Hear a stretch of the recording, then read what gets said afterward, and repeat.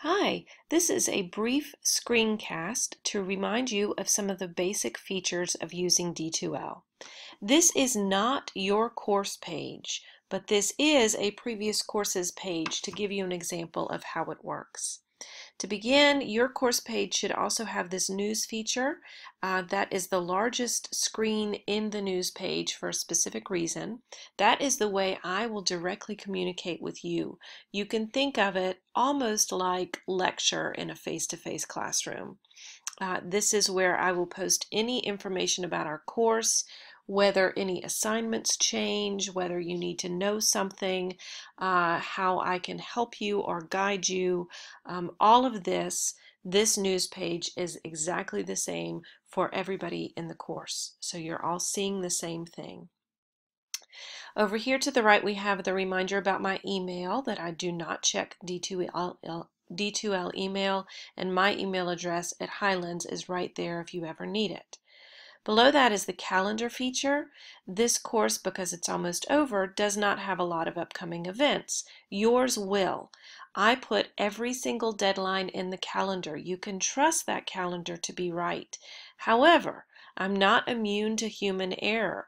If you do discover that there's a deadline somewhere that's not posted in the calendar, please let me know and I will correct it as soon as possible.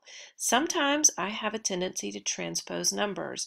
And I might type in a 15 or something like that when I mean to put 5 or when I mean to put 51. So make sure that those dates are correct and that they correspond with the course schedule. In the event of any questions, the course schedule document will be the one that we use. On the calendar event, you can always click on whatever item you see there and then link directly to that item. The next feature that you'll use the most often is the content items. You can go to content here. And the table of contents shows, and it will show whatever module you are in is the one that's highlighted over here, and it will list all of the assignments. The course is designed so that you walk step by step through each module all the way to the end. So each thing is successive and should follow roughly the deadlines posted in the calendar. Some of these things might overlap with a few dates, but as long as you're following through step by step, you should be fine and following the calendar.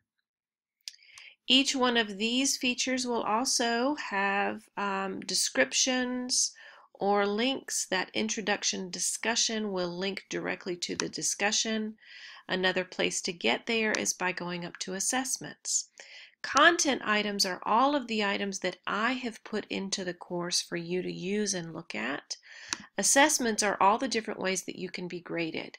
There are the discussions, that's how you get to those discussions. There's the Dropbox, the revisions, and the late essay. Again, this is not exactly what yours will look like because this is a previous course. And then quizzes. All of your quizzes that you have taken or that you will take should be listed here, along with the number of times you get to take them. Finally, across this top tab is communication. If you wanted to set up a chat with someone, including me, you're welcome to do that sometime. We have your class list feature, which can be helpful because you can go on and see who else in your class is online. Anytime a person's name has a little green dot beside them, that means that they are online, and you can page them. Or if you really want to use D2L email, you can email them if you'd like to chat with somebody else in your class. That's about it for what I use there. Sometimes if there are a lot of students online at one particular time, I might use the pager function. Over here we have your grades tab. I believe that all of your grades should be visible to you at all times. Nothing will be added to the grades. These are all of the possible grades you will have throughout the entire course. When you look at your page, you'll see your possible grades. And then as the grades come in, that's where they'll be added there. So you should be able at any point in the semester to know about where you stand in terms of your grades. If you come up here to where it has your name, Right there you have a couple of different options, profile and notifications. Under profile, I suggest that you add what you want to there. It's completely your choice in terms of your own privacy. Uh, I do recommend that you put a picture of yourself or something that would work as your avatar. It does not need to be a picture of you. It can be a picture of your dog. It could be a picture of a kid.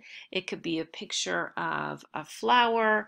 It doesn't matter, but sometimes it's nice to have some sort of picture there so that, especially with an online class, we kind of get a sense of who you are. And we can attach some sort of image with your name and therefore remember you better. Notifications is helpful for especially if you have a lot going on, if you're taking several online classes. Sometimes it can be a lot to keep track of with all of the deadlines. Besides, at the same time that you're in school, you're also living your life and things come up. And it's hard to remember and keep track of all of the deadlines. This notifications tool is a great place to make that happen for you.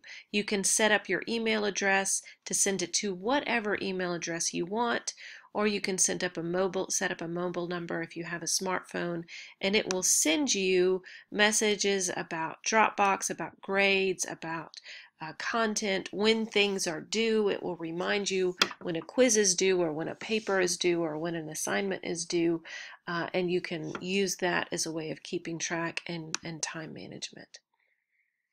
I believe that's about it. Poke around. You're not going to break anything. Click on stuff, see what happens. Make the most of this learning management system.